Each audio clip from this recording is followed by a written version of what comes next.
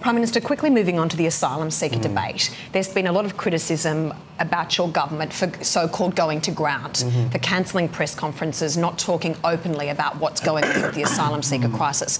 Don't you think the public has the right to know about what's going on? Well, the public want the boat stopped, and that's really what they want. And that's my determination, to stop the boats. And if stopping the boats means being criticised because I'm not giving information that would be of use to people smugglers, so be it. In the end, we are in a fierce contest with these people smugglers, and if we were at war, we wouldn't be giving out information that is of use to the enemy just because we might have an idle curiosity about it ourselves. And in these situations, I am not going to release information which will be exploited by people smugglers to the peril of their customers and to the tremendous disadvantage of our country. The disadvantage for our country, though, partly you've got to understand, is there's a perception that there is no transparency, and without transparency, we, the public, aren't able to ask for accountability. You understand that that's where there's a perception problem? But I'll be accountable to the Australian public at the next election. My ministers will be accountable to the Australian public at the next election. They expect us to stop the boats, and that's what we're doing. We are stopping the boats. We haven't won. There's a long way to go yet, but it's several weeks now since a boat has successfully arrived in Australia, and I want to keep it that way. Are you happy with the conditions on the detention centres, in the detention centres? Are you happy with the conditions? I am confident that we are running these centres effectively and humanely.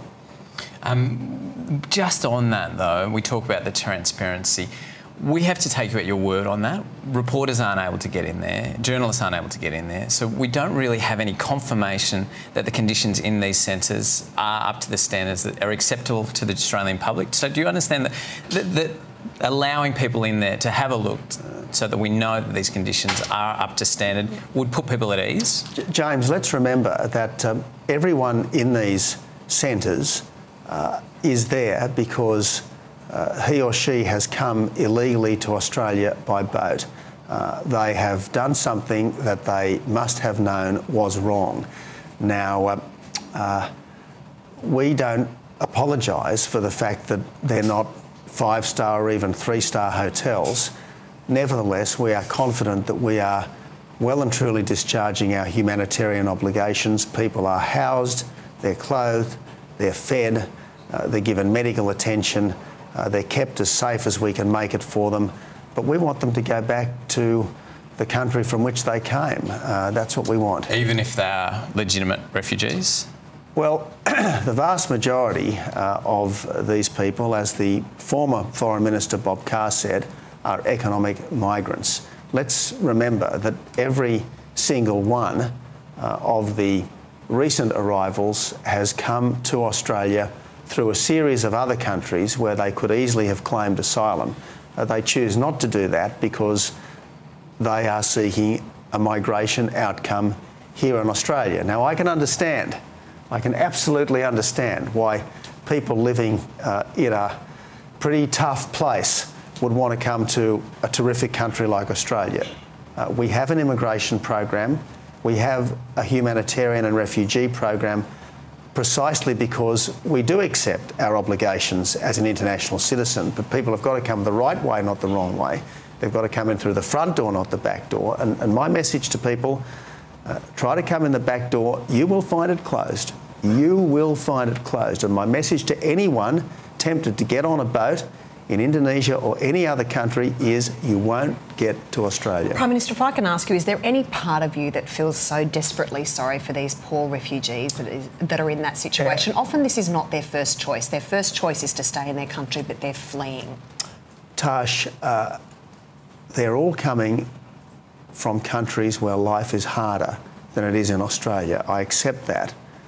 I can accept the yearning, indeed I can cherish the yearning for a better life that beats in the hearts of every human being. I can accept that. But I have a responsibility to the citizens of Australia to keep our country secure, to keep our borders safe. And that's what I have to discharge. Now, we have as I said, one of the world's more generous refugee and humanitarian programs. That will continue. We will never fail to be a good international citizen, but we've got to keep our borders secure and we've got to keep our country safe. Prime Minister, thank you for your time this morning. I know you just came down for a surf, but you've been pretty generous with your time here. I learnt to surf the other week with Cody Simpson out there. Natasha Belling is yet to learn. She's looking for an enthusiastic, well-abled and perhaps generous tutor. I can boogie board. Okay, that's a start. Is that kind of the same as surfing? No. Could you give me some form of support? If you have learnt to boogie board, you have at least begun to understand, if you like, the way waves work and the point in the wave where it's going to pick you up and take you forward. So, I mean, you're starting to get the hang of it. Will you teach me how to surf? Well, Tash, I suspect there are many better teachers than I am. You want a good coach, not a lousy coach. You want someone who knows more what they're doing than I do when it comes to the surf. You have a finger on the pulse of the surf club. There are a lot of members who've been there for even longer than you have, 18 years, 30 years plus. Can you give us an insight on what they think of us taking over their surf club? I think that... no comment. So far, at least, they're happy enough because come the weekend, the surf club is a surf club again. And look, this is a community facility, and why shouldn't it be utilised by people such as yourselves? Because in your own way, Tash and James, you are also providing a service to the community. Oh, bless you. Yeah. Well, why wouldn't we showcase this extraordinary view in this great club? No, I think to say I'm servicing the community is a bit of a stretch. And look, you know, we don't mind showcasing this beach.